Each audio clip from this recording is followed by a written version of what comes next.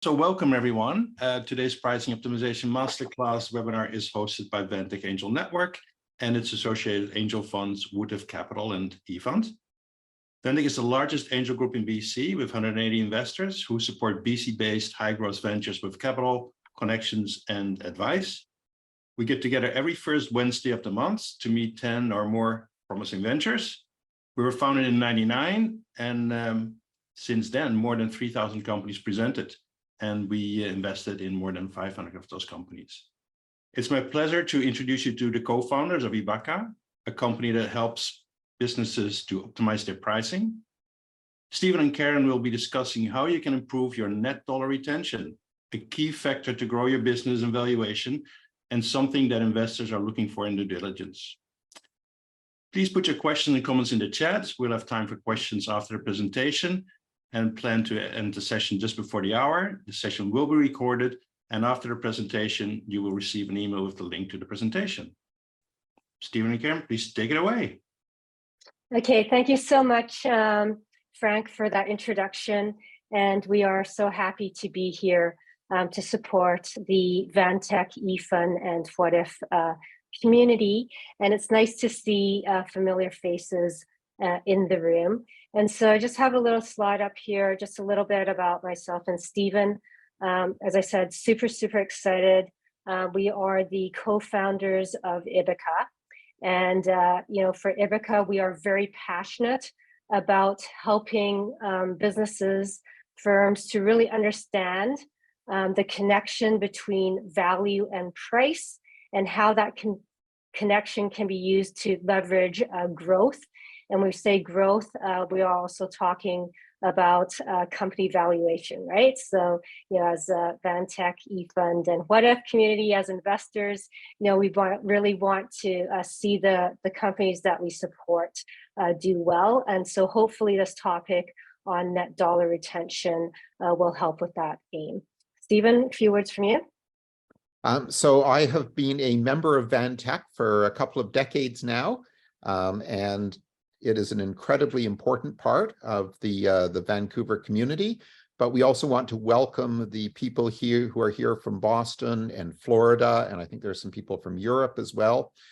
It's net dollar retention has emerged over the last year as a key concern for both company leadership and for investors, and it's a very powerful signal of whether a company is investable and how one should approach growing the market. So this is a critical topic for, I think, all of the different parts of the VANTEC community, the investors, the people that support the community, but most of all for the operating companies. So we're really excited to talk about this, and this community is important to us, and we're delighted to be able to contribute to us. Karen?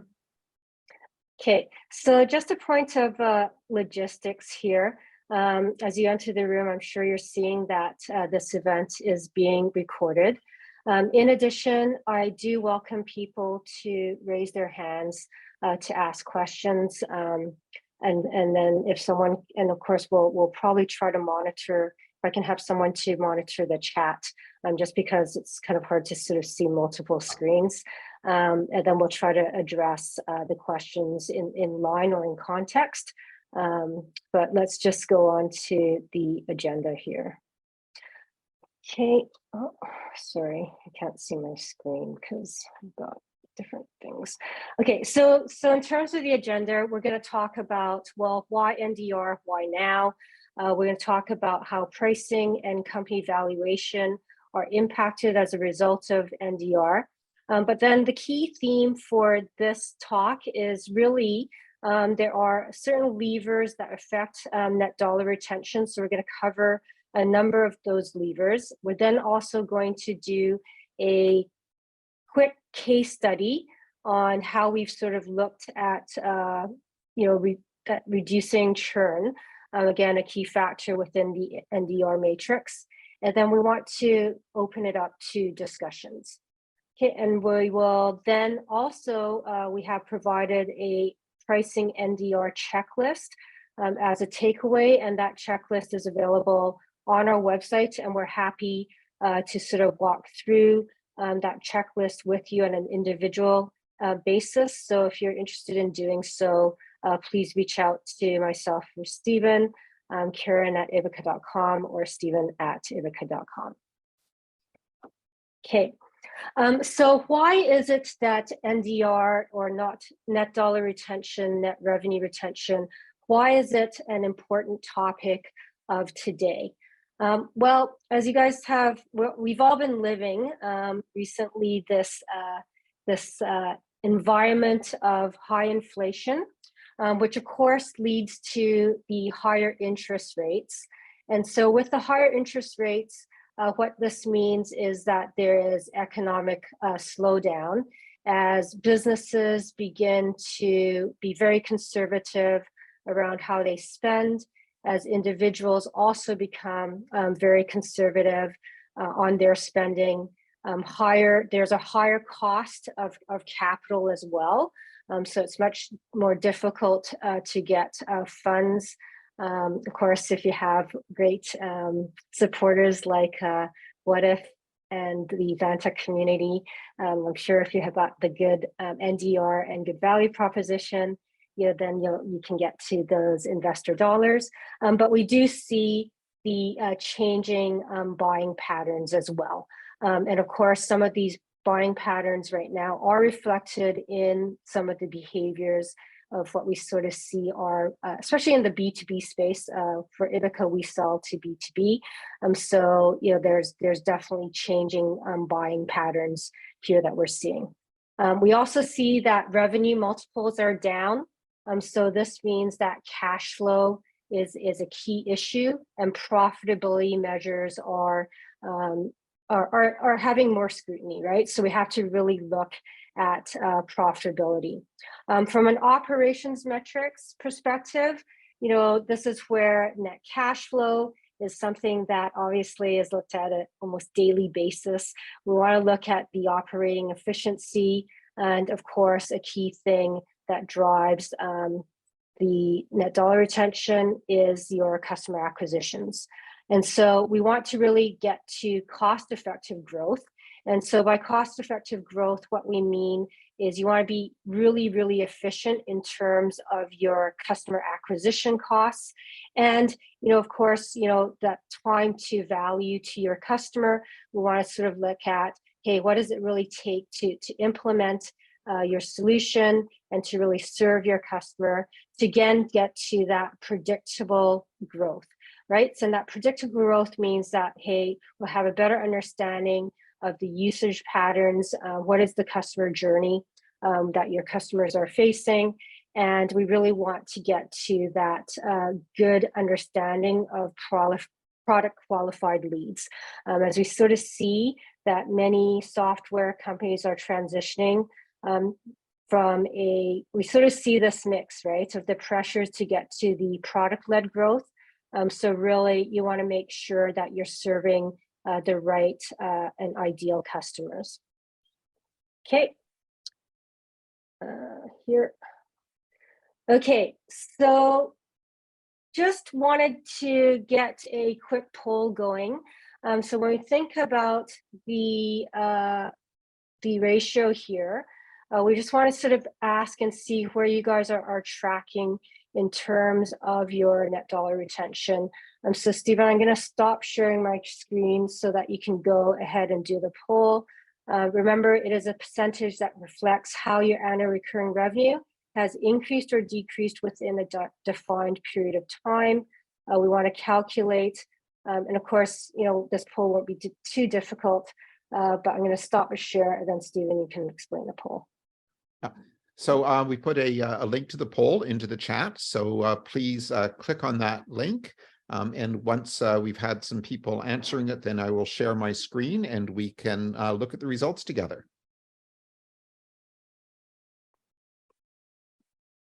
Okay, so what we're seeing. Great. Okay, Karen, do you want to walk people through the results? So I think people can sort of see the results, and I'm going to ask people as well. So what we sort of see here is a mix, and I'm going to later I'm sure, a little bit about what that means. But it's not surprising for me that almost 40% of you do not have a target for NDR. And of course, that is a discussion point, which I'd like to investigate more later if we have a bit of time.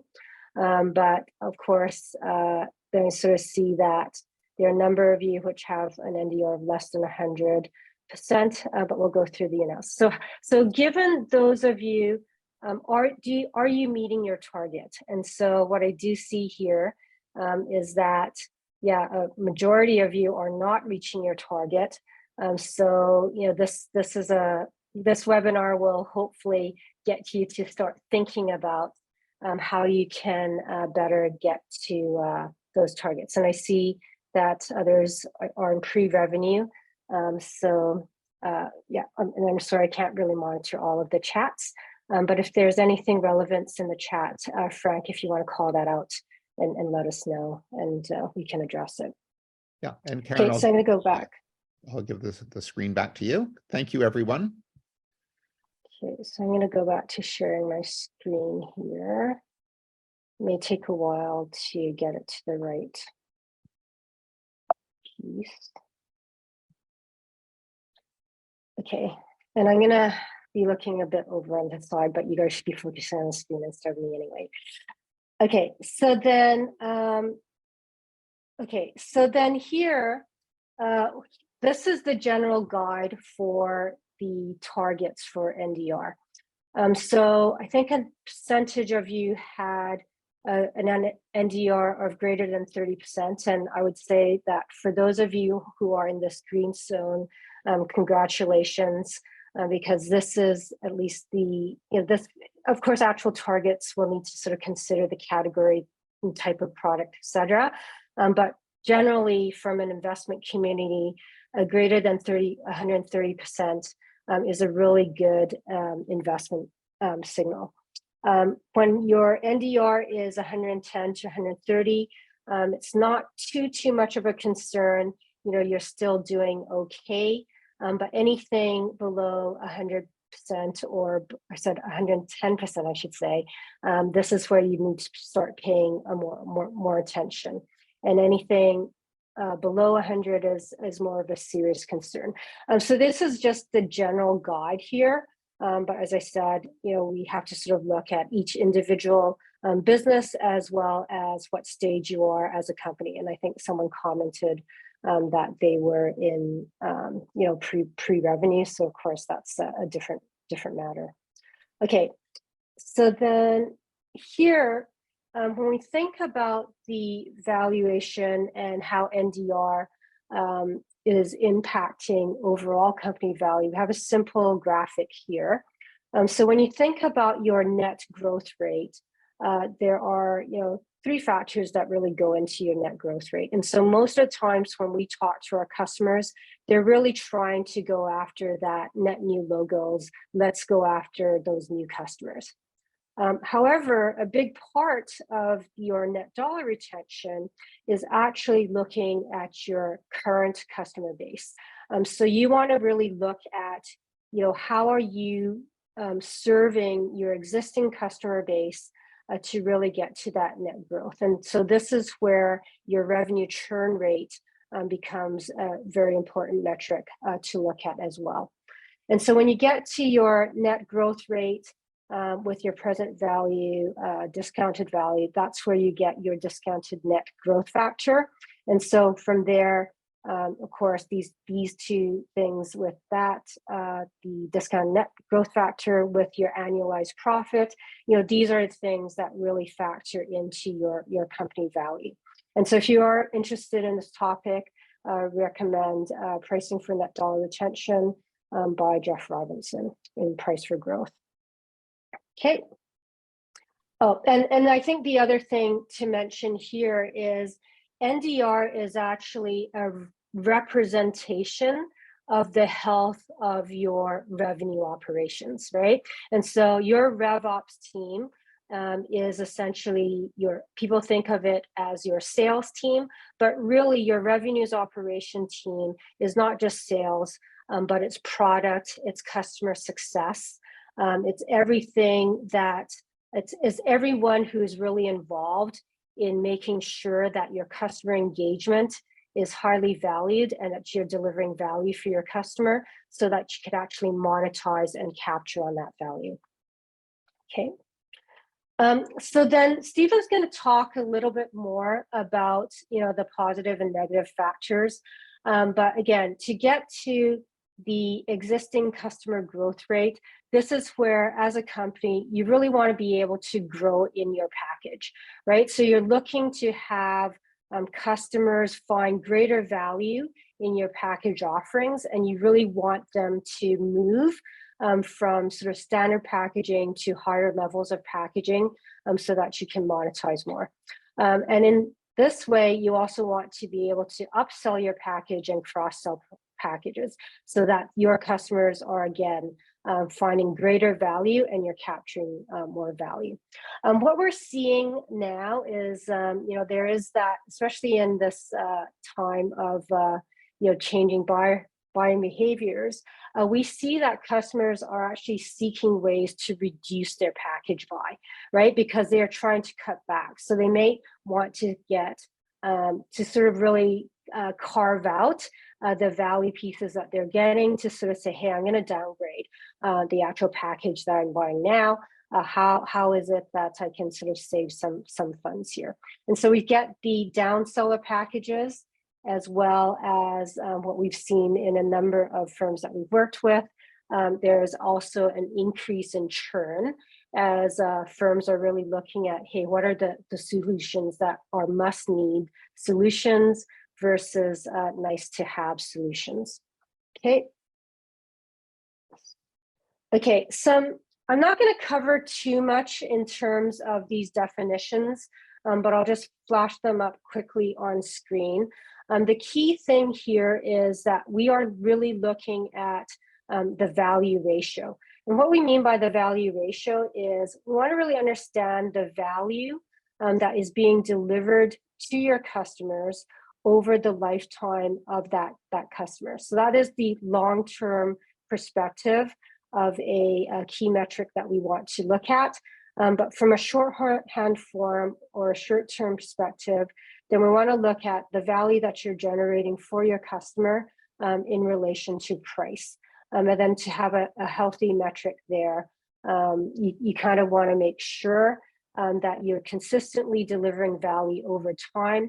As we say in our world, today's innovation and today's value may be tomorrow's commodity. So it's really important that you really track how you're delivering this over the course of time. Okay, and then the other concept that I'd like you guys to think about is, for pricing, there are really, there are a number of factors that come together. So as I said, you want to make sure that you are addressing and serving your ideal customer profile and creating value for your buyers and for your users. But when you do that, that's where you have to really determine how is it that you're creating that value through the packages that you're offering so that you will price accordingly. And there are two strategies when you think about your packaging. Are you going to take an approach where it's an alignment approach where you've got your good, better, best tiers of offers, but you're really saying that I'm going to sell to my customers and they're going to land in either the good, best, or good, better, best package, and there isn't a lot of movement between those packages. They're going to sort of stay there forever and ever. In some cases, we have customers coming to us where they sort of have a entry-level freemium model, and then they're saying, okay, well, they're staying at freemium forever. What do we do? Because of course it costs to maintain, but then there's a reason why you may still want to offer that free package. Or there's the other approach of, you have a package strategy or where you're saying, okay, I'm going to have them land in an entry sort of level package, a good package, but over time, they're going to want to get more value or they're going to scale. and we're going to move them from, you know, an entry level to a better package and to then a best package. So then what we're trying to aim at here is really to get to a ideal distribution of where you want your customers to land. So this again is a typical model that we have for package roles. I think it's really important as a firm to set your targets for the package, i.e., hey, what is the volume that we're trying to reach in each of these tiers, and what is the revenue that we're expecting to derive from this distribution, and of course, what is the value ratio? And you want to be able to track the actual performance against the target so that you can properly tune your strategies to get to those targets and to, of course, drive the revenue and profitability. So I talked a little bit about the free trial, try before you buy, to demonstrate value, and it acts as a de-risking for your customer. But then, of course, you know, I was at SaaStr APAC at the beginning of the year, and you know, they were actually recommending a best practice around free trial.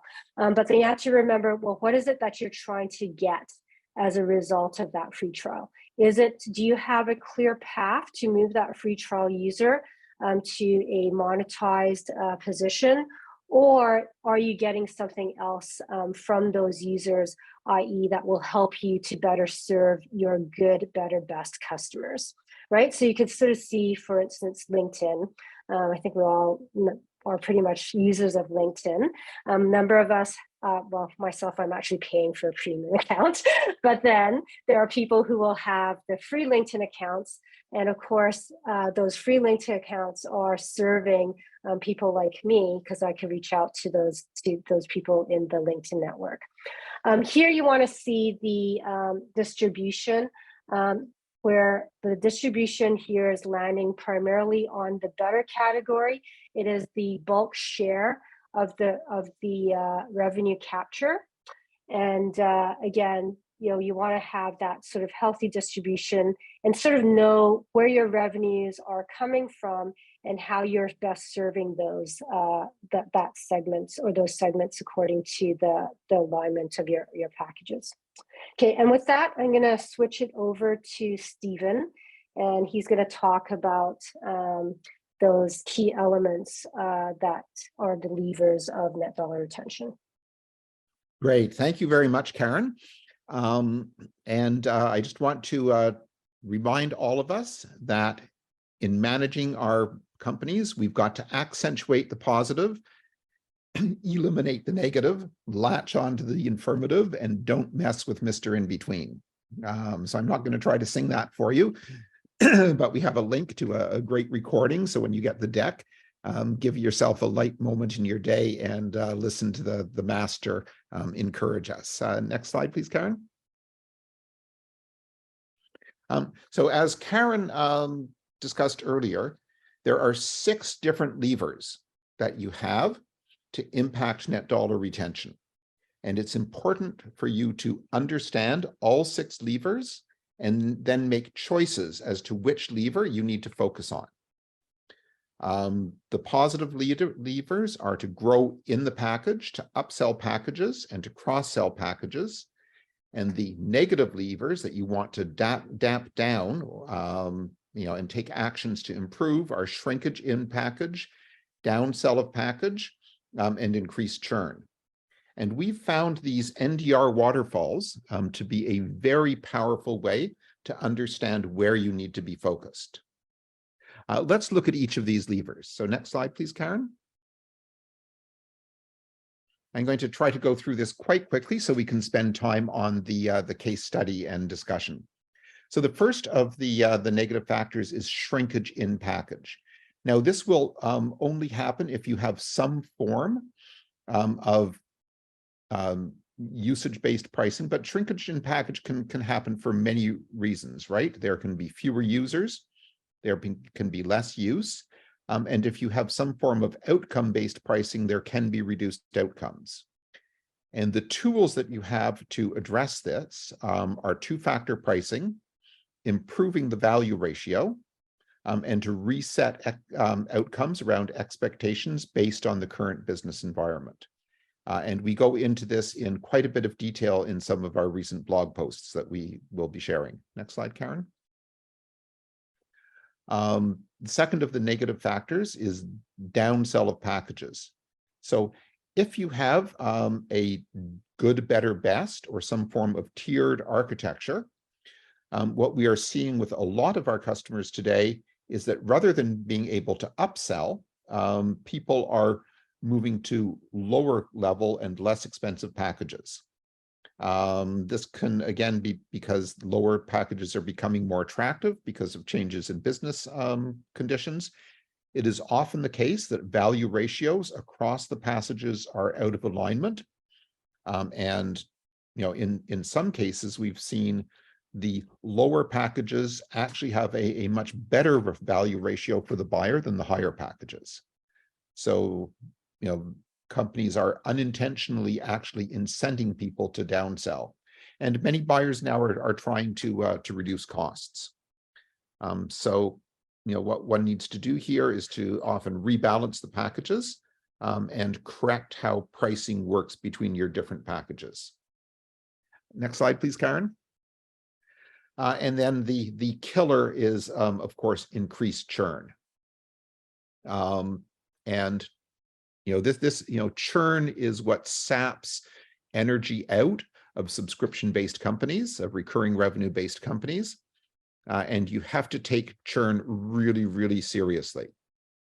However, there are tactics that you can take to prevent churn. You can introduce a retention package and offer value enhancers. But what you should not do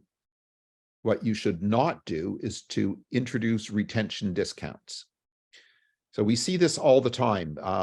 There's a company encounters a problem with churn, and they are desperate to keep customers, and they respond by offering a retention discount. And this almost never works. It devalues the package. It sets a new and lower frame for all of your pricing. And you may hope that only people that are threatening to churn are aware of this and are getting these discounts. But customers talk to each other, word gets out on the street, and all you're doing is encouraging your best customers to either get angry at you because they are being gouged, and people who are threatening to churn are getting discounts. So do not try to save churning customers with discounts. Instead, you can introduce a retention package, which is a different package, or you can offer value enhancers. Next slide, please, Karen. So what does a retention package look like? So part of the economic times, we've been involved in designing a lot of these packages recently. The first characteristic of a retention package is that it is really simple. It supports only one value path. It is easy to understand. It is easier to buy. It will have a lower price, but it has a lower price not because you're discounting, but because it offers less value, and it offers the simplest thing that you can offer your customers to get them to stay. And in order to be effective, we found that the retention package needs to be 20 to 50% lower priced. Often it will have a higher value ratio. So, the value ratios in SaaS tend to range between 10% and 30%. If your value ratios are lower than 10%, I hope that's because you have a strategy that justifies that. And if they're higher than 30%, you are probably overly optimistic about what the competition can do to you. The other thing to remember about a retention package is that you do not want your customers to stick on the retention package. You need to have clear paths back up into your standard package architecture. And that's really, really important for your customer success team to know what those paths are, to know what the signals are for those paths, and keep people, and guide people back up. And finally, many retention packages are time-bound. They buy you an extra 3 months or an extra year to demonstrate the value. to rebuild trust in the relationship, and then to guide the person back up. The retention package is not available on the Forever Ever plan. Next slide, Karen. Before we move on to the next slide, I was muted. I wanted us to give a definition of value ratio. So I gave two definitions of value ratio, one which was the long-term view, where we're looking at overall value created over time to lifetime customer value, versus the short-term view, which is the value to price ratio. Stephen, can you give a more elaborate definition as it's been being asked by the chat here? Yeah, so the value ratio really compares how much value you are creating for your customers versus how much you are capturing back in price. And in order to calculate this, you have to have a value model that allows you to quantify the value that you are providing, usually based on a combination of usage metrics of your platform and outcome metrics and completion of value paths. You can do this for a short period of time based on a snapshot of the value and the price, or and this is the recommended method, you can take a longer view and look at how value builds over time and how that connects to the lifetime customer value. This is a deep topic, and we would be happy to talk to people about it offline. Yeah, and Chris, this is something that firms engage Ibbaka to do for them in terms of being able to really measure the impact of the claims that are being made. So oftentimes, for instance, even for ourselves, right, Ibbaka will say that, hey, if you invest or use Ibbaka, we'll be able to impact your average selling price to then get to your higher levels of revenue. We're able to reduce your churn, and we're able to increase your lifetime customer value. And so we'll quantify that in real dollars, then map it against the price that Ibbaka charges to then get that value ratio. I hope that answers the question. Okay, I'll move on to the next slide. So now let's move on to accentuating the positive. So one of the critical things that you want to be able to do is grow in package. Grow the value that you're providing over time, grow use over time, and grow the number of users over time. You can really only execute on this if you have two-factor or hybrid pricing, where your pricing includes a usage component. Next slide, Karen. So what is hybrid pricing? It's generally an approach to pricing where there are 2 or 3 different pricing metrics to set the price for a package. Some examples: HubSpot uses both contacts and users, and we just had to renew our HubSpot subscription, and we got dinged because we have a rapidly growing number of contacts. OpenAI, the people responsible for ChatGPT and GPT-4, also use two-factor pricing, where they price both the number of tokens that are inputs and the number of tokens that are outputs. And Slack also uses two-factor pricing, where it combines users and features. The goal here is that the two metrics should be independent of each other, because if they are too closely correlated, you don't actually need two metrics.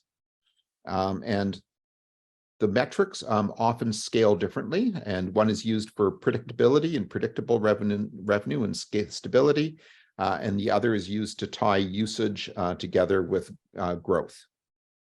Next slide, Karen.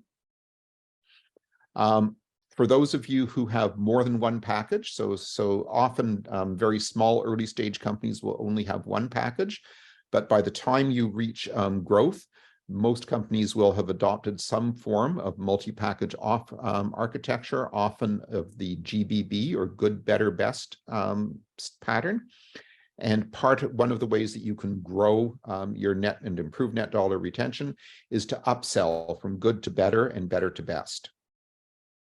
Next slide, please, Karen. And finally, for even larger companies that may have more than one product line, cross-sell can be very important. So Ibbaka has a number of quite large companies that have more than one product line, either because they're the result of mergers or because they are serving two different buying communities within their customers.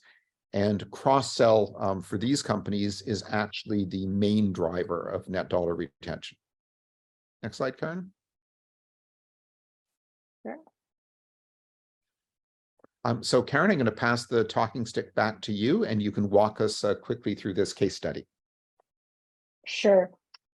So I do have a question here about talking about the gating between good, better, and best for packages, and a particular person is struggling to incentivize the upsell.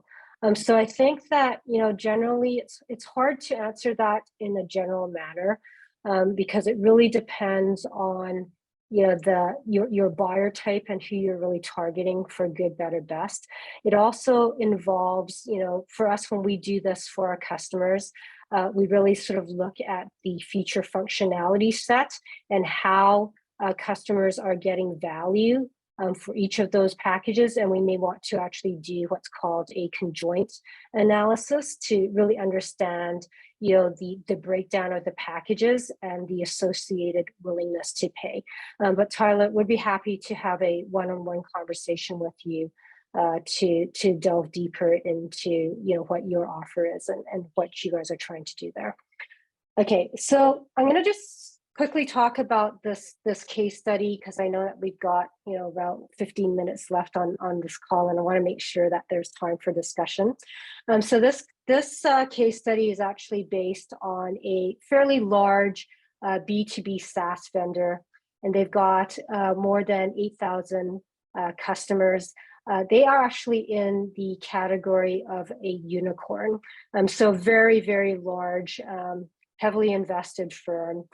They had rapid, tremendous growth for the 3 years, which was actually disguising the high level of churn, which was actually greater than 20%. So this is really significant, right?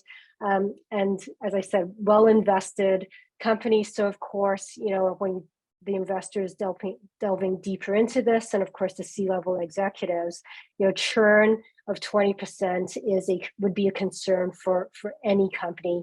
And it doesn't really matter if you know, if you are that status of unicorn, we should sort of start looking at it. And so upon further analysis that we did, we discovered that there were 3 instances of churn occurring, or we could say 3 types. And so the first instance of churn was happening with accounts canceling before the services actually switched on. And that accounted for 7% of the churn. And so here, what this really points to is that there is buyer's remorse happening. Buyers were not getting value right away or early enough. And so they really questioned, hey, why am I paying for this? And of course, they said, well, I'm just going to cancel the service because I'm just not ready to wait for the return on that. The next level of churn actually occurred after 3 months. And this was accounting for 5% of their churn. And again, we can say that this is a reflection also of taking too long to get to the value promised. But then further diagnosis that was done by our team was it was revealed that what the sales organization was actually having, how to say, a consistent behavior of offering discounts and essentially giving 3 months credit for them to sign up for the deal. So then again, what this is actually really pointing to is that, you know, the teams were not getting enough work done up front on getting to those really true sales qualified leads, i.e. targeting those customers who really see value in what you're trying to offer. So then we sort of see this 3-month turnover, right? And then the last bit of churn, which is really something to be curious about, is that churn was happening after 3 years. And you would think to yourself, okay, you know, we've got loyal customers, they've been with us for 3 years, but why is it that 8% of them are churning at this point? And so this is where, you know, analysis showed that after 3 years, you know, the customers were actually already reaping the majority of the benefit. And so they felt that they no longer needed this SaaS partner to continue to get the outcomes which they were seeking. So how do we deal with this? Okay, so the immediate churn then, what we started to look at was we wanted to then revisit those packages, right? So if we're looking at that sort of good offer, so back to Tyler's question, what is that light offer that really matters to that subset of customers that we could get to immediate value realized by that customer with minimum configuration. So we were able to, you know, get to results much faster than, you know, the month or so. And so we were actually able to eliminate this churn occurring from 7% to 0%. And I think that statistic is still holding true, which again goes back to, hey, how do we really package properly and price accordingly? The 3-month churn, what we did was, you know, this is where it's the incentive, right? So you have the carrot and the stick. So there was the issuing of a cancellation penalty. So that sort of counters the credit given, right? So don't give a credit, but if you have a cancellation property to offset that credit, and then of course look for ways to incrementally roll out each piece of functionality and configure it according to different value paths. And so for there, we're able to reduce churn from 8% to 2%. For the long-term churn, this is where we wanted to add more innovation, I suppose. As I said earlier, today's innovation is tomorrow's commodity. So if you're not changing your product over a course of 3 years, to think of ways of how you are engaging your customers over time. We wanted to help them to sell additional bundles early and focus on growing the value and not simply the usage. So it's still a bit early to tell, but right now we are looking at tracking a reduction of 3% churn with these retention packages. Okay, and so we've got an overall improvement of 13%, but we can get to an improvement to potentially 16 to 17%. Okay, I'm just going to check if there's any questions here. Okay, yeah, and just a reminder that a value path is a sequence of actions that you're trying to guide your user to take that will result in some form of outcome. And again, it's that outcome that we're trying to get to in terms of the value there. Okay, so now that we have 10 minutes left for the webinar, I'm going to just open it up to discussions and questions.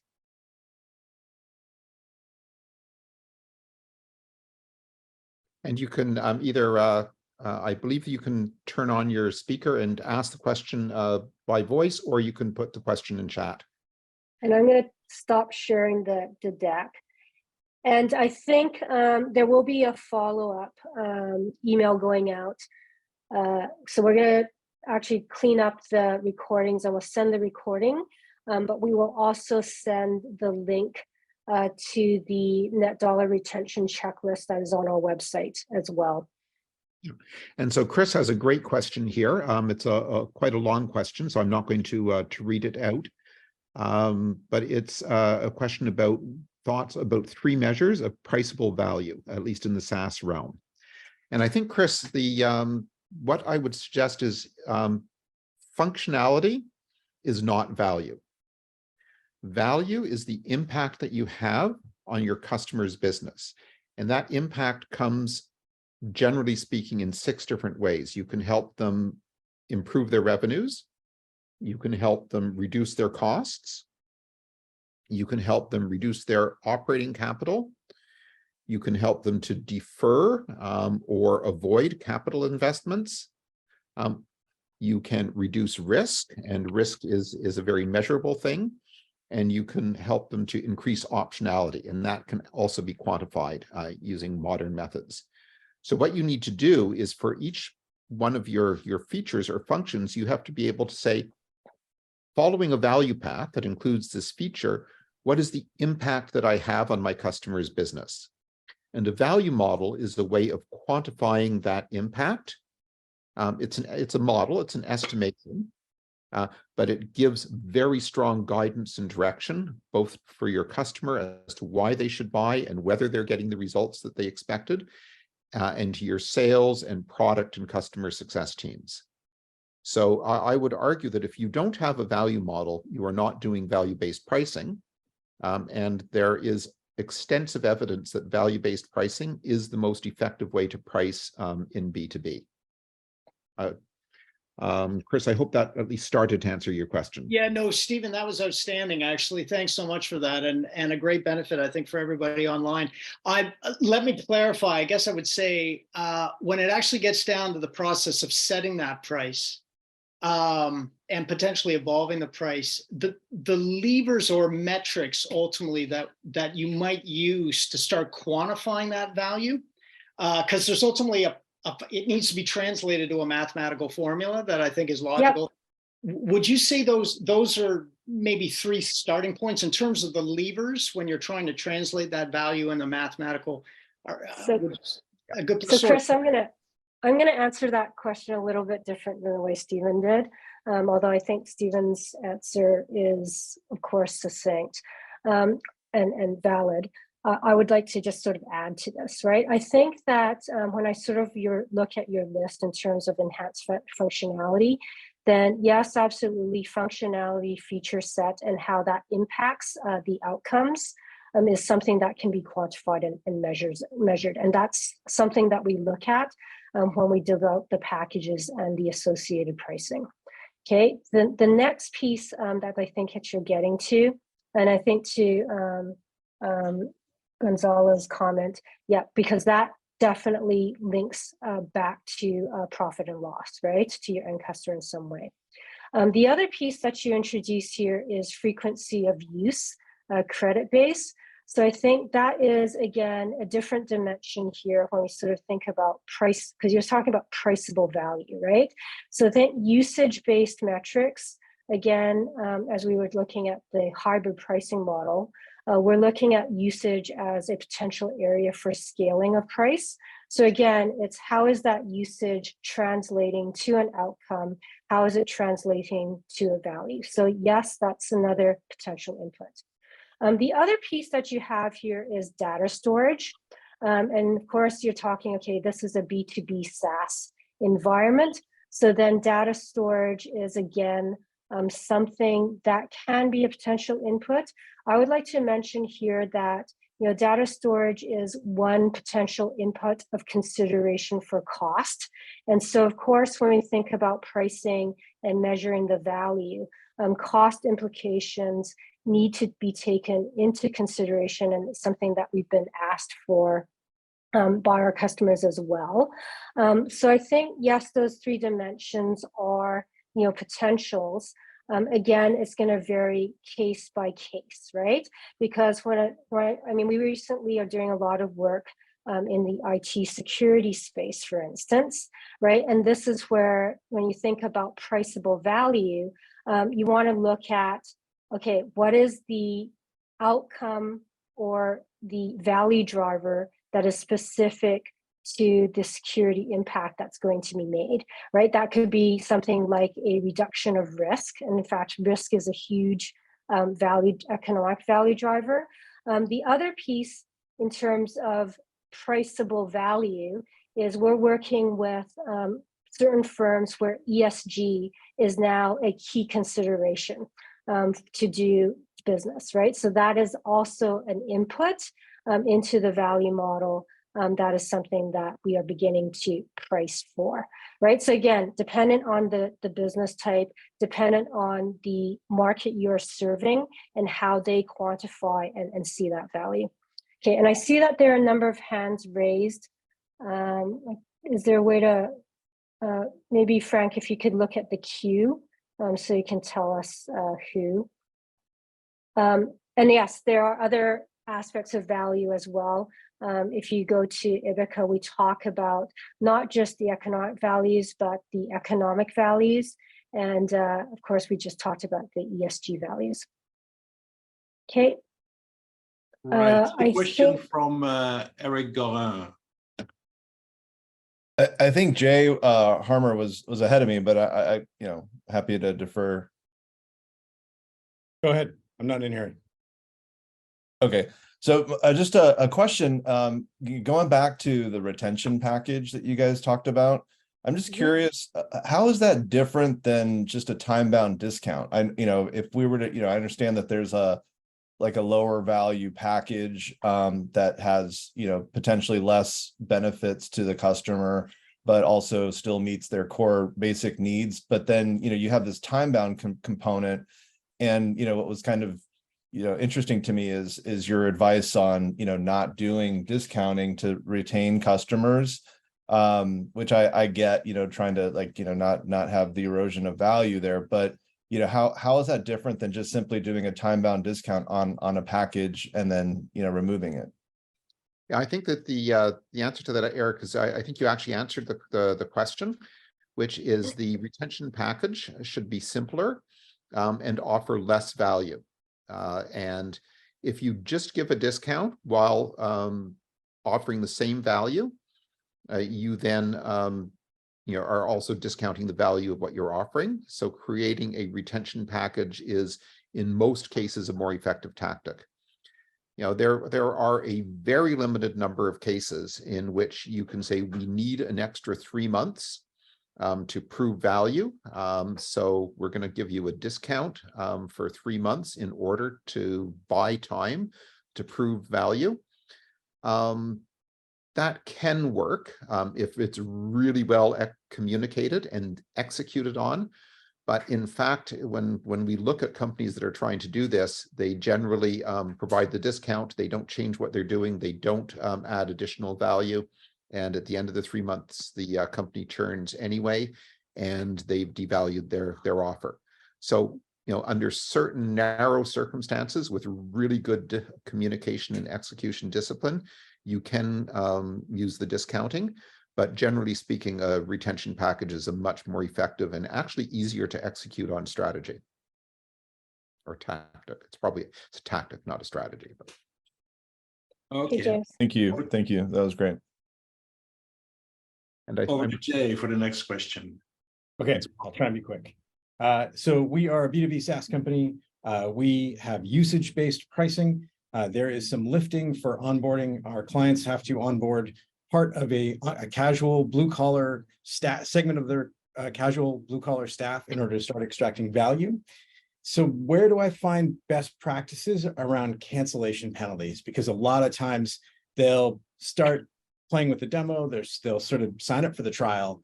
They might add themselves, but they'll bail before they actually start adding workers. So we sort of live in this no man's land of not actually getting value to them. So where do I find best practices around cancellation penalties and potentially best practices around startup packages for these types of usage-based clients? I think, Jay, you're talking more about what the startup package looks like, and it's a little bit similar to the case study that Karen described. Happy to talk to you about that over coffee, which we are long overdue for. I would love to. I'll send you an email. Thank you.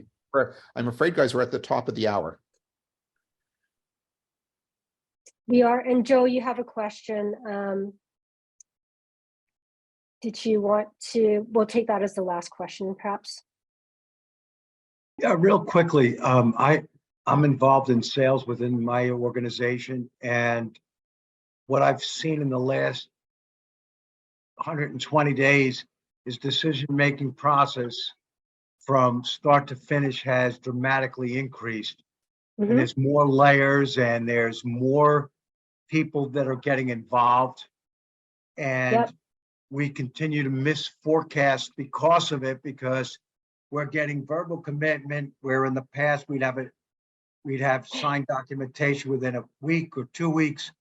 And example, we have one that's out there for 120 days going back and forth and back and forth. And I'm just wanted to ask the group, anything different on your end, or B, what are you doing to help close that Yep. gap? And I know it's our sales process, but it's really the buyer's buying process. That's So- right. So is there any, magic bullet that I'm missing? So probably not, Joe. I can answer some of that as well.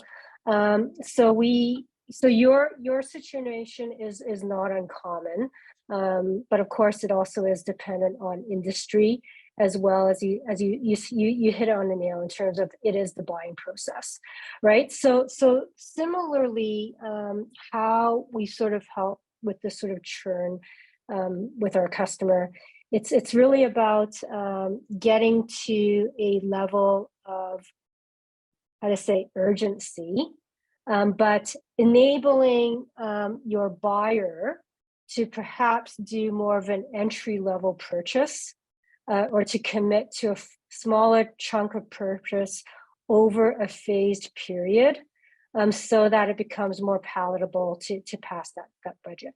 I think it is really important to have a concrete, what we call a value story, which is being able to have your team consistently articulate the value and impact that you're making in real dollars in relation to the investment that they are making in you, to then show, hey, every dollar that you spend on us, you are getting X dollar in terms of return.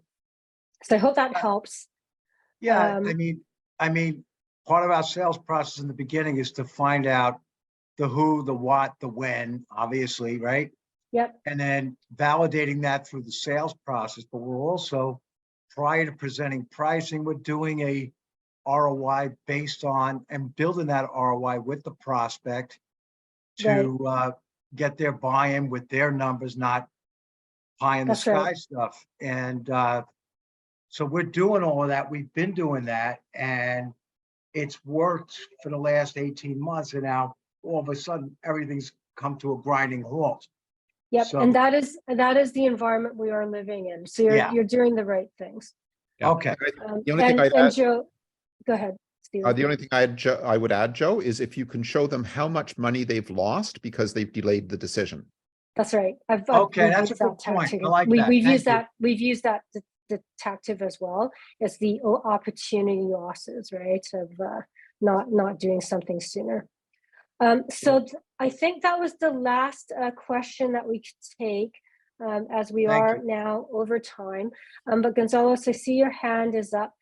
Feel free to. Yeah, I was just gonna echo Joe.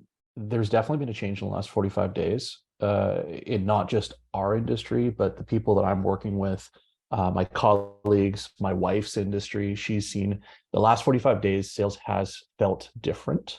And the urgency or sort of the delay tactics or the risk tolerance has reduced. And so I'm also seeing that. I don't think it's just you. Yeah,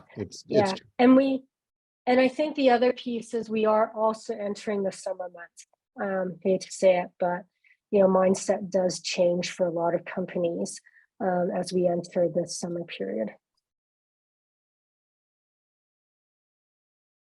Yep. And thanks for that note, Chris. Job seekers delayed, and we're still seeing a lot of restructuring and retrenchment in organizations as well. Okay. Well, thank you very much, Stephen, for this wonderful session. We'll send out the recording afterwards and see you in person soon, I hope. Yes, absolutely. Thank you so much, folks. That was wonderful. Thanks, Hey, everyone. look us up. We're happy to have those conversations. Thank you, everyone. And thank you, Frank, VANTEC, and What If and eFund.